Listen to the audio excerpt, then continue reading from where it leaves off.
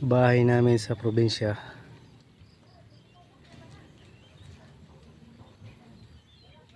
Napakaliit lang po ng bahay ng mga magulang ko sa probinsya. Yan po. Payak na pamumuhay. Nagbakasyon lang po ako dito. Galing po ako ng Maynila, Calamba, Laguna.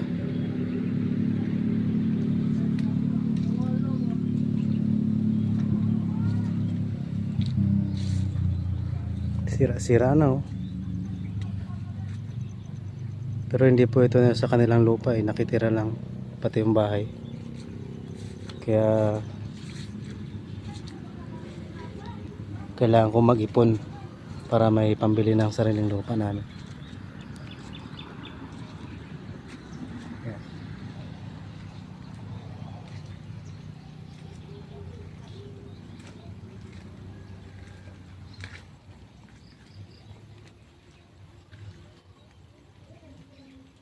Napakaliit lang po yan.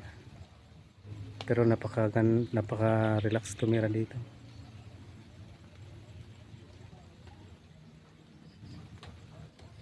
Balak ko rin pag nagkaroon ng pera ay ganyang design lang pero maliit din, malaki ng kaunti dyan.